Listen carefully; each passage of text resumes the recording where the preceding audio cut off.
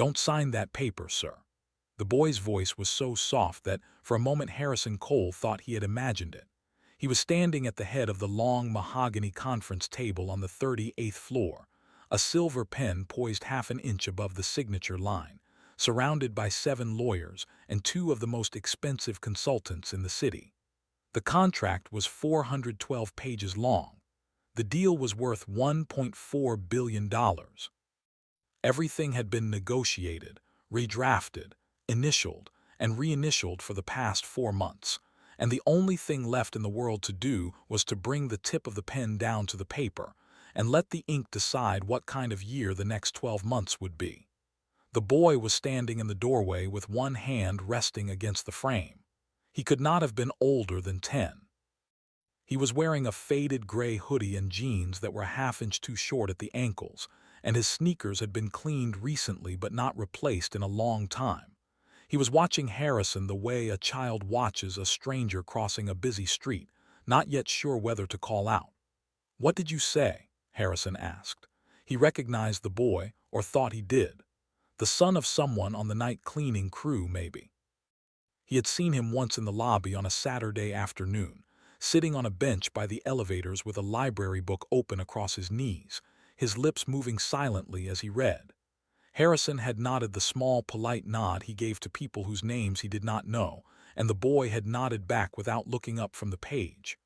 "Please don't sign it, sir," the boy said, a little louder now. "Not yet. There's something on page 247 that isn't right." The room went very still in the way a room goes still when 9 grown professionals all decide at the same instant not to laugh. Bradley Fenn, the lead counsel for Whitmore Coal Capital, set his coffee cup down carefully on its coaster and turned in his chair. The consultants exchanged a look. Across the table, the representatives of Meridian Atlantic Holdings, 3 men in nearly identical Navy suits, went very still as well, but in a different way. A way that Harrison, who had been reading rooms for 36 years, registered without yet understanding why. Harrison lowered the pen slowly. He was a man who had built a life on not reacting to surprises. He was the founder and chairman of Whitmore Coal Capital, a private investment firm whose name had appeared in the financial pages of 7 countries, and he did not stop a billion-dollar closing because a child appeared in a doorway. He did not stop anything because of a feeling. But he looked at the boy, and he saw that the boy's eyes were not the eyes of a child playing a game. They were the eyes of someone who had been standing in that doorway for several minutes deciding whether to be brave, and who had decided. "Son," Harrison said carefully, "how did you get up here?" The boy did not answer that question. His hand was still resting on the door frame, and Harrison noticed now that the knuckles were white where they pressed against the wood. "Page 247, sir," the boy said again. "The section about the warehouse properties in Baltimore, the addresses on the list. One of them isn't a warehouse. I know that street. My grandmother used to live 2 doors down." Bradley Fenn made a small sound in his throat that was almost a chuckle, the kind a lawyer makes when a deposition takes an unexpected turn that he does not yet know how to handle. He started to stand. "Mr. Cole, I'm sure we can have the young man escorted." "Sit down, Bradley." Harrison did not raise his voice.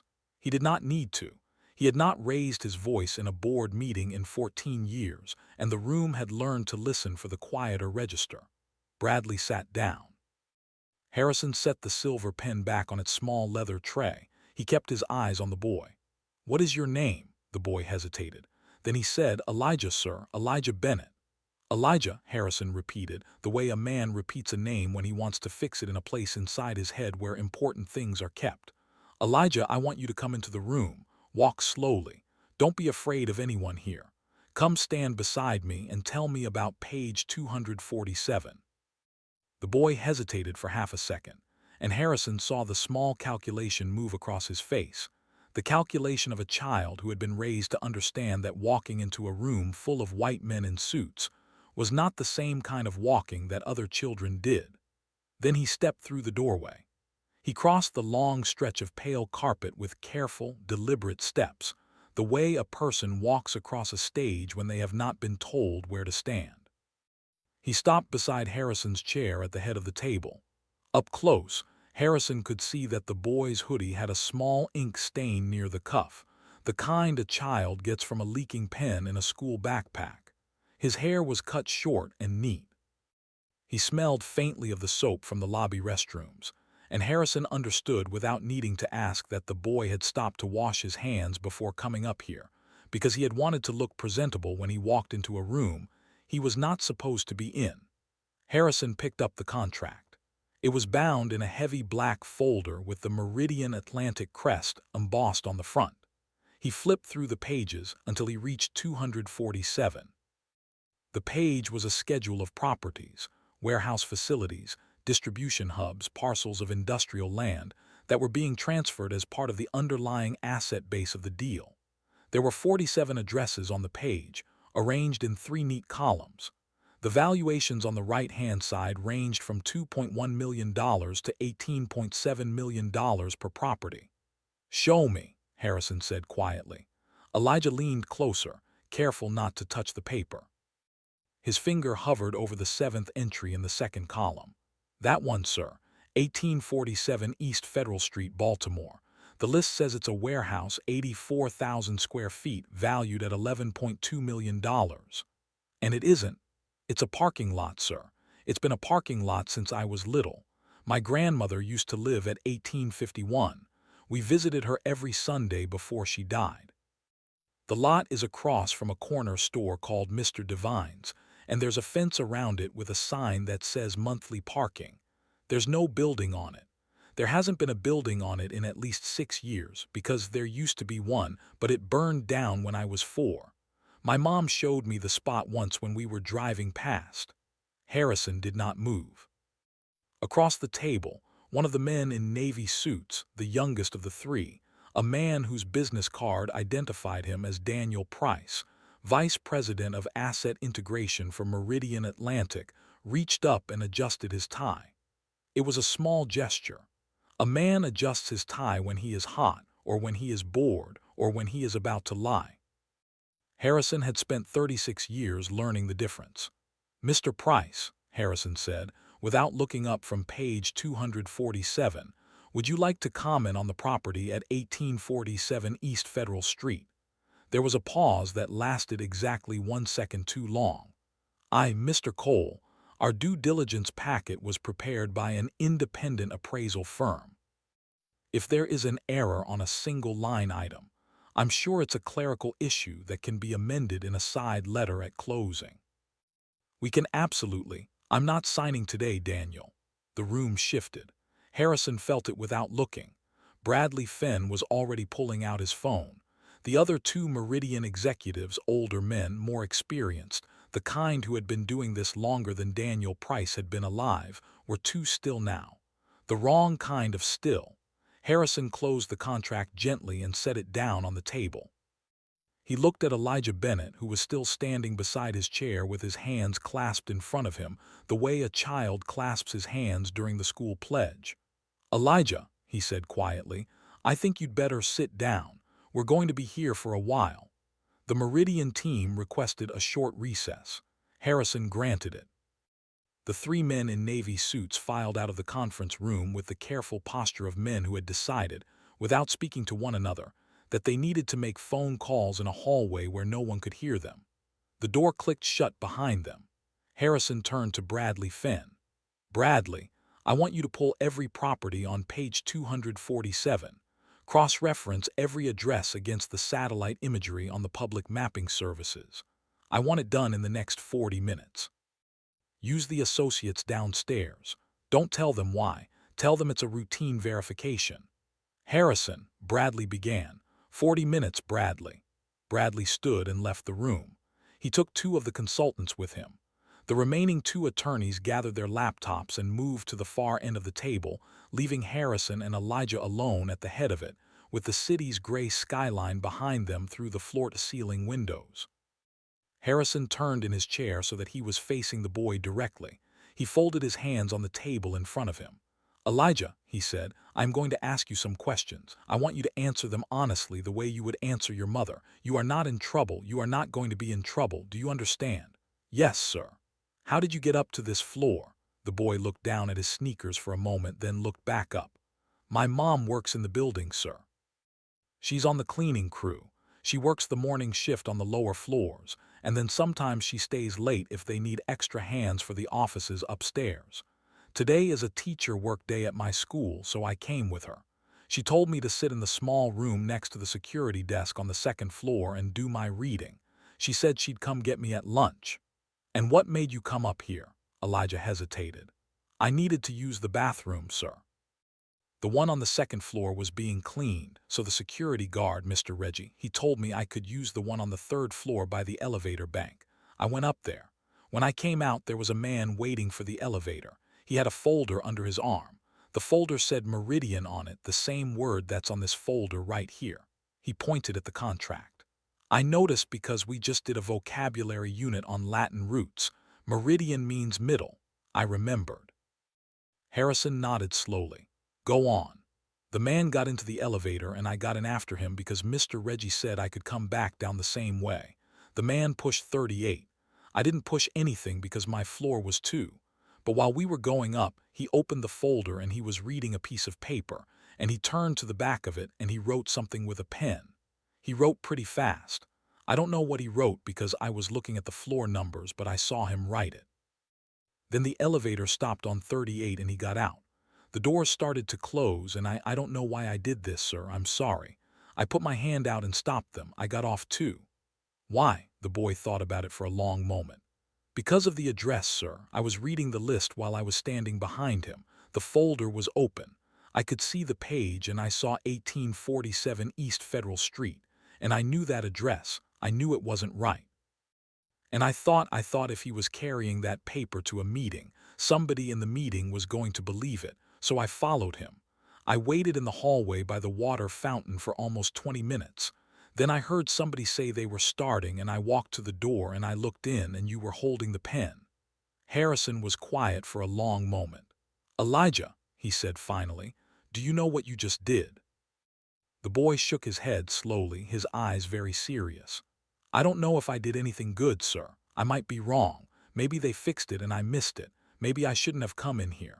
My mom is going to be worried when she can't find me, and I'm not supposed to bother the people upstairs. She told me that on my first day coming with her. She said the people upstairs are busy and we don't bother them unless they speak to us first. Harrison looked at the boy for a long moment.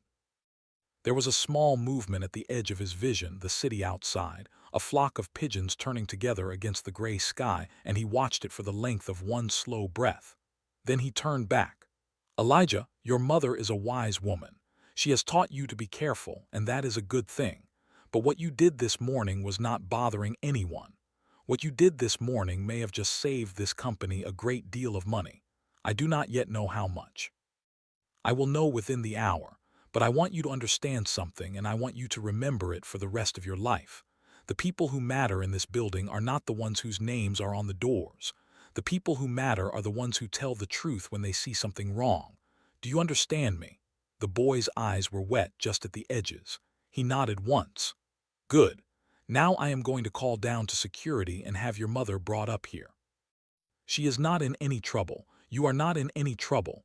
I want her to be in this room, sitting beside you, while we finish what we are doing today. Is that all right? Yes, sir. Harrison picked up the desk phone at the side of the conference table and dialed the line for the lobby security desk. He asked in the calm and ordinary voice he used for ordinary requests whether they could locate a member of the cleaning crew named. He paused. I'm sorry, Elijah, what is your mother's full name? Tanya Bennett, sir. T-A-N-Y, Tanya Bennett. Please ask her to come up to the 38th floor conference room. Tell her son is here and he is helping me with something. Tell her she is not to worry. Tell her I'm asking as a personal favor. He set the phone down. He looked at the boy. While we wait, Elijah, I'd like you to do me one more favor. I want you to take this contract, don't worry. I'm not asking you to read all of it, and I want you to look only at page 247. I want you to read down the list of addresses slowly and tell me if any other address on that list is one you recognize. Any street, any neighborhood, anywhere. Don't guess. Only tell me if you are sure. He slid the heavy folder across the table to the boy. Elijah pulled it carefully toward himself with both hands. He flipped the pages with the same careful attention he had given to the doorway, the carpet, the conversation. He found page 247. He bent over it and began to read. The remaining two attorneys at the far end of the table looked up from their laptops. One of them, a woman named Priya Anand who had been with the firm for 6 years, met Harrison's eye across the room and raised one eyebrow in a question. Harrison gave her a small, almost imperceptible nod. She returned to her screen, but her typing had a different rhythm now. The conference room door opened. Bradley Finn came back in alone. He was holding a single sheet of paper. His face had the particular pallor that Harrison had seen on lawyers exactly twice before in his career, both times in moments that had ended very badly for the people on the other side of the table. "Harrison," Bradley said quietly, "we need to talk. Now." Harrison stood. He glanced once at Elijah, who was still bent over page 247 with the focused attention of a child taking a test.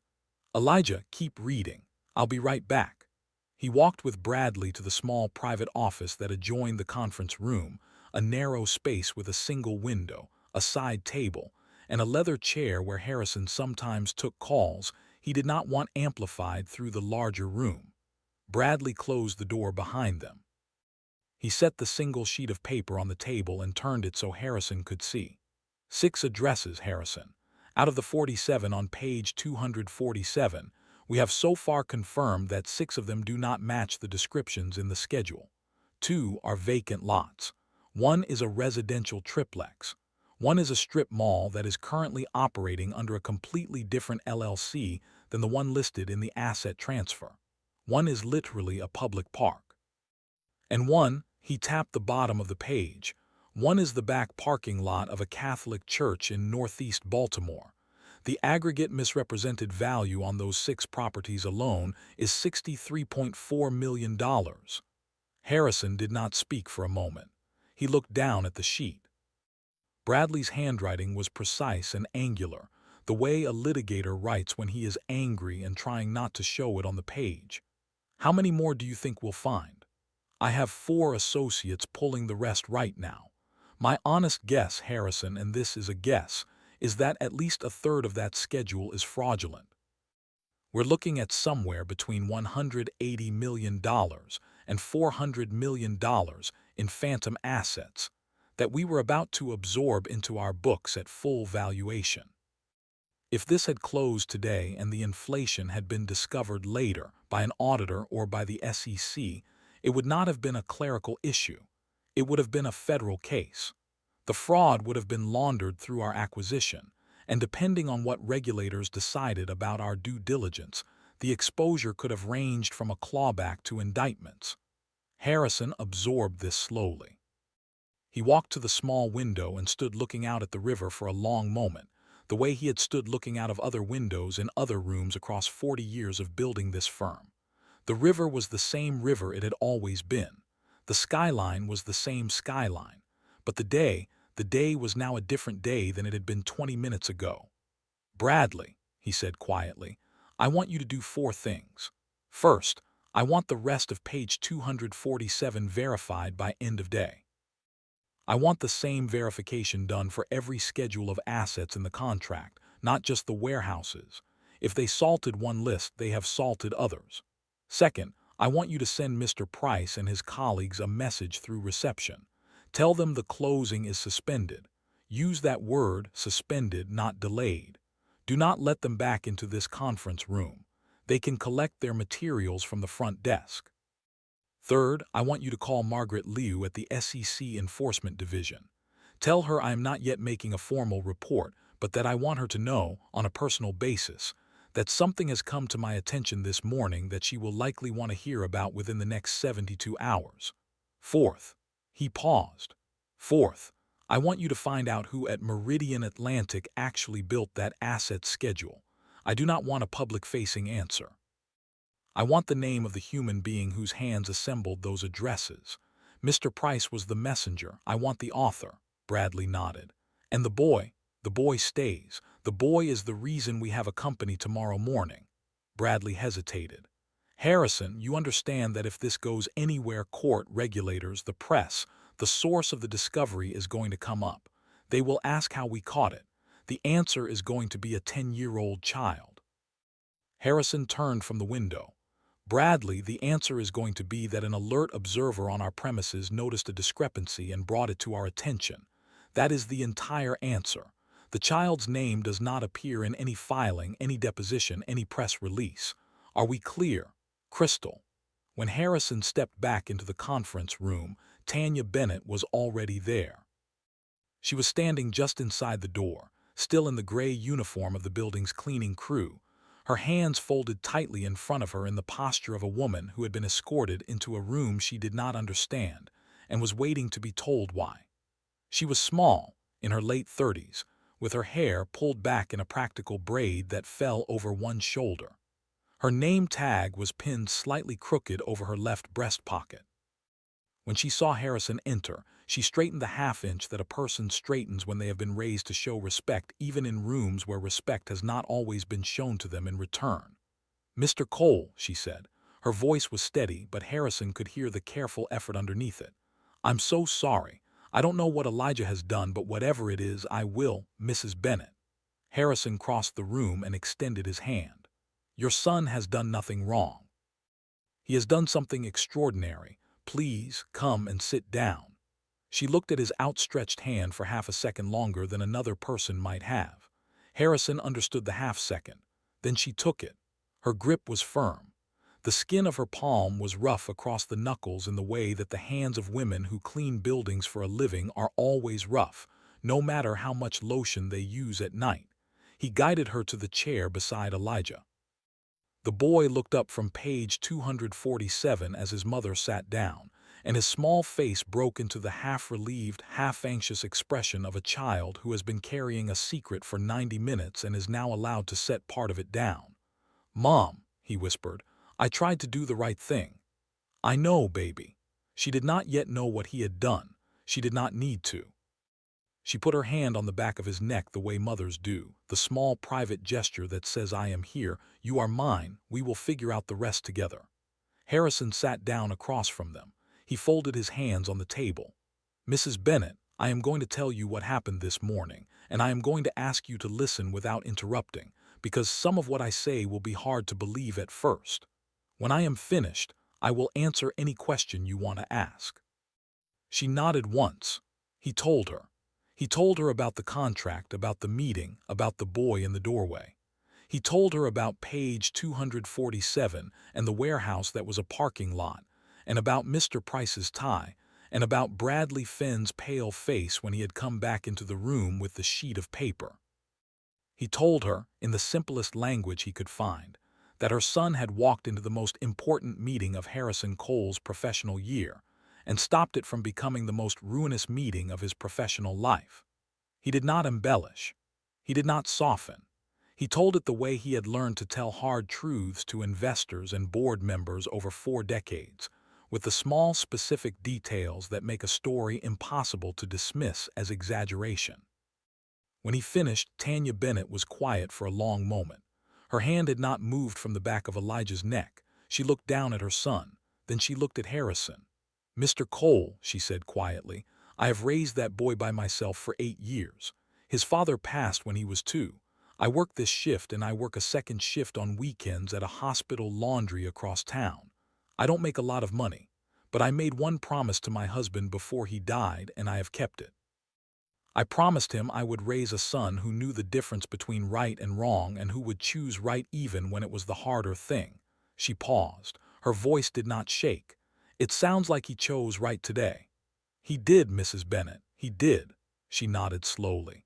She was not the kind of woman, Harrison could see, who allowed herself to cry in rooms with strangers.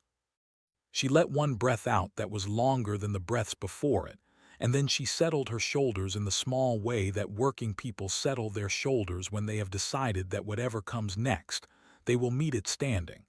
"What happens now, Mr. Cole?" Harrison considered the question. There were several answers to it, and he wanted to choose the right one. "Several things happen now, Mrs. Bennett. Some of them concern my company, and you do not need to worry about those. Some of them concern your son, and I would like your permission to discuss them with you. Some of them concern you, and those we will talk about when the rest is finished. Is that acceptable?" Yes, sir. First, your son is going to stay in this room with you for the rest of the afternoon. I am going to have lunch brought up. He is going to eat something hot. You are going to eat something hot. While you eat, my attorneys are going to continue working in the room next door, and I am going to come back and forth as I need to. You will not be disturbed. You will not be questioned by anyone other than me. Do you understand? Yes. Second, when the day is finished, I am going to have one of my drivers take you and Elijah home. He will wait with you outside your building until you are safely inside. He will give you a phone number that you can call at any hour for the next several weeks. The reason for this, and I want to be honest with you, is that the people who built the document your son caught this morning are not small people. They are part of a larger organization with a great deal of money and a great deal to lose. I do not believe they would ever harm a child. I do not believe they would even imagine it. But I have not built this company by assuming the best about the people I have just caught in a federal-grade fraud. So we are going to be careful for a little while. Just careful. Nothing more. Tanya Bennett's expression did not change, but Harrison saw the small calculation move behind her eyes the way it had moved behind her son's earlier. The calculation of a woman who had already, in her 38 years, done a great deal of being careful in a great deal of difficult places. All right, Mr. Cole. Third, and this is the part I want your permission to discuss in front of your son, because I think he should hear it, I would like to talk about Elijah's education. She stiffened, just slightly. It was the smallest movement, almost not a movement at all. Harrison recognized it. He had seen it before in dozens of conversations across his career, when wealthy men proposed help to women who had learned not to trust help that came with too many strings attached. Mrs. Bennett, he said carefully, I want to say something before you respond. I am not offering you charity. I do not believe in charity, not in the way the word is usually meant. I am offering you a return on an investment your son has already made. He has, with his observation, saved this company tens of millions of dollars and possibly its entire future. If a grown man had done what your son did this morning, I would already be writing him a check for an amount that would change his life. The fact that the man is 10 years old does not change the math. It changes only the form of the payment. Do you understand the distinction I am drawing? She was quiet for a long moment. Then she nodded slowly. I think so. What I would like to do is this. I would like to establish an educational trust in Elijah's name, fully funded today, that will pay for any school he wishes to attend from this point forward at any level: elementary, middle, high school, college, graduate school if that is where his path leads. The trust will be administered by a small board that will include you, Mrs. Bennett, and a lawyer of your choosing who will be paid for by me but who will work for you. I will not sit on the board. I will not have access to the funds. You will. The trust will exist independent of my company and independent of me. If I die tomorrow, the trust continues. If my company collapses next year, the trust continues. If you and I never speak again after today, the trust continues. He paused. I am proposing this in front of your son because I want him to understand that what is being offered is not a favor from a rich man. It is a consequence of something he did. I want him to grow up understanding that good action has consequences just as bad action does, and that the world, when it works the way it ought to, will sometimes reflect that back to him. I do not want him to grow up believing that the only consequences of doing right are private ones. Tanya Bennett looked at her son. Elijah was sitting very still, his hands folded in his lap again, his eyes moving between his mother and Harrison with the careful attention of a child who has understood that something is being decided in the room that will matter to the rest of his life. Baby, she said softly, what do you think? Elijah thought about it. He did not rush. Harrison watched him think and was reminded again of the careful way the boy had looked at page 247, of the way he had pointed without touching the paper, of the way he had said I might be wrong before he had said anything else. Mom, Elijah said finally, I think if Mr. Cole is right, and what I did was worth a lot of money, then it's not the same as taking. It's like when you do extra shifts at the hospital and they pay you extra. It's just the world being fair for once. Tanya Bennett closed her eyes for a moment. When she opened them, there was something in her face that had not been there a minute earlier. Harrison did not have a name for it. He thought it might have been the look of a mother who had just heard her son say a thing she had been trying to teach him for 10 years and had discovered in the saying that it had landed. She turned back to Harrison. "All right, Mr. Cole, we accept. On one condition. Name it. I want him to keep coming with me on the days I work. I don't want him to suddenly be in some private school where he doesn't know anybody and where he forgets where he came from. He can go to a better school. We can talk about which one. But on the days when there's no school, he sits with me. He reads his book. He says good morning to Mr. Reggie at the front desk. He doesn't become a different boy because of this. He becomes the same boy with a longer road ahead of him." Harrison nodded. "That is exactly the right condition, Mrs. Bennett. I would have been disappointed if you had not asked for it. Then we have a deal." She did not extend her hand this time. She simply said it, the way working people seal agreements in kitchens and on porches, with the word itself and nothing else. And Harrison understood that the word from her was worth more than the 412 pages he had nearly signed an hour earlier. There was a soft knock at the conference room door. Priya Anand stepped in. She glanced at Tanya, registered her presence without comment, and turned to Harrison. "Mr. Cole, Bradley asked me to bring you this." She set a thin folder on the table. "It's the preliminary tally. He said you'd want to see it before the call with Margaret Liu." Harrison opened the folder. He read the single page inside it slowly. Then he closed it and set it back on the table, and he was quiet for a long moment. "What does it say, Mr. Cole?" Tanya asked quietly. Harrison looked up. There was a small, tired smile at one corner of his mouth, the smile of a man who has just learned the full size of the trapdoor he had been about to step through. "It says, Mrs. Bennett, that of the 47 properties listed on page 247, 19 of them are misrepresented. The phantom value on that single page is $217 million, and the asset schedules elsewhere in the contract, which my team is still verifying, appear to follow a similar pattern. The total fraud, when the verification is complete, will likely fall somewhere between $380 million and $450 million. He paused. "If I had signed that contract this morning, my company would have absorbed those assets at full valuation. We would have paid for them in cash and stock. Within a year, perhaps two, the inflation would have been discovered by an auditor, by a regulator, by a journalist. The damage to this firm would not have been recoverable. My investors would have lost their principal. My employees would have lost their jobs. And depending on how the prosecutors decided to read our due diligence, I might have lost a great deal more than a company." He looked at Elijah. "Your son did not just save this firm money. He saved every person who works in this building. He saved the retirement accounts of 240 people. He saved my reputation, which, after 40 years, I had foolishly come to think of as something I no longer had to protect. He gave me a Tuesday that I did not deserve and that I am going to spend the rest of my life trying to earn." Tanya Bennett did not speak. She reached over and pulled her son against her side. Elijah leaned into her shoulder, and Harrison saw, for the first time that morning, the boy allow himself to be 10 years old. The careful posture loosened. The folded hands came apart. He pressed his face into the gray fabric of his mother's uniform shirt, and his small shoulders shook once, twice, and then settled. Harrison stood and walked to the window so that the family could have the moment without his watching it. He looked out at the river, the same skyline. A barge was moving south toward the harbor, low in the water with the weight of whatever it was carrying. He thought about the contract on the table behind him, and about Daniel Price adjusting his tie, and about the older men in the Navy suits who were now somewhere downstairs in a hallway making phone calls of their own.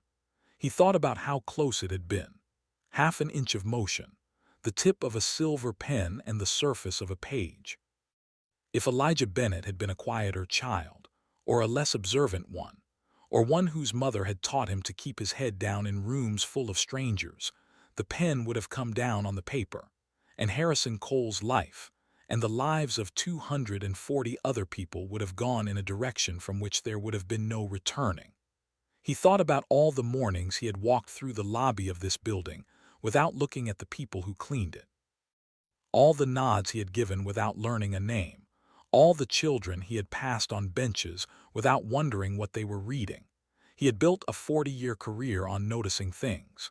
He had missed the one thing that mattered most, that the people who saw most clearly were almost never the people sitting at his table. He turned back from the window. Tanya was wiping her son's face gently with the cuff of her sleeve. Elijah was already trying to compose himself, the way 10-year-old boys do, embarrassed to have been caught feeling something in front of a man in a suit. "Elijah," Harrison said quietly, "look at me."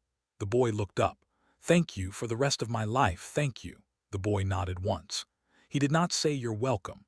He understood, the way some children understand without being told, that the thank you was not a thing that required an answer. What happened over the following weeks moved with the speed that careful preparation can buy when it meets a moment of crisis. Daniel Price was arrested on a Thursday morning, 11 days after the meeting. The two older men in the Navy suits were arrested the same afternoon, in two different cities. The asset schedule had not been Price's invention. He had been the courier, the youngest man in the room, sent in to walk a fraud across a signature line, by people who had calculated correctly that Harrison Cole would not look too closely at the 47th property on a list of properties in a contract whose macroeconomics he had already approved. The architects of the scheme were two senior partners at Meridian Atlantic Holdings and a New York-based asset valuation firm that had been quietly inflating warehouse appraisals for 6 different funds over the past 4 years. The federal indictment, when it came down in October, ran to 318 pages and named 23 individuals. Harrison Cole's name appeared in the indictment only once, as the chairman of the firm that had identified and reported the fraud. The boy's name did not appear at all. The Educational Trust for Elijah Bennett was established that Friday. It was funded with $12 million. Tanya Bennett selected a quiet lawyer named Vernon Mosley, an older man who had grown up 2 blocks from where she had grown up, and who agreed to serve on the board for $1 a year because, he told her, he had been waiting 40 years for a case like this one to walk into his office.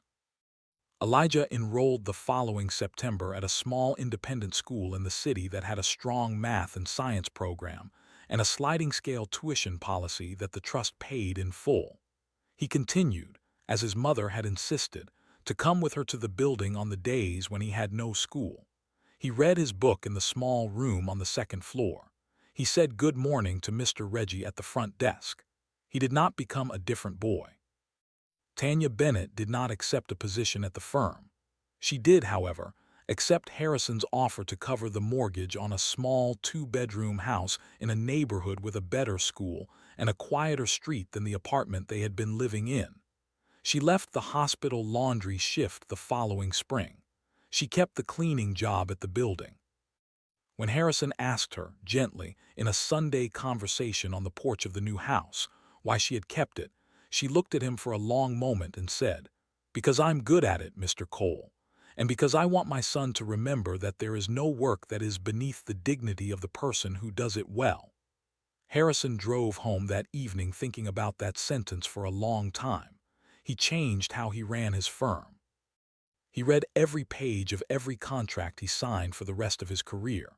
He learned the names of the cleaning crew. He learned the names of the security guards. He stopped nodding at people whose names he had not bothered to learn, because he had come to understand that the nod, however polite, was a small daily act of looking past rather than looking at. There are stories we tell ourselves about who matters in a room and who does not, about whose voice carries weight and whose voice is background, about which lives we are required to see and which we are permitted to walk past. Most of those stories are wrong. The most important person in any given room is rarely the person whose name is on the door. Sometimes it is a 10-year-old boy in a faded gray hoodie, standing in a doorway, trying to decide whether to be brave. Pay attention to the small voices. Learn the names of the people who clean your building, drive your car, hand you your coffee in the morning. The truth, when it walks into your life, almost never arrives wearing a suit. If this story moved you, please tap the like button, share it with someone who needs to hear it, and subscribe so the next story finds you too. Tell us in the comments where you are watching from, and remember always to listen to the small voices in your life. You never know which one might save you.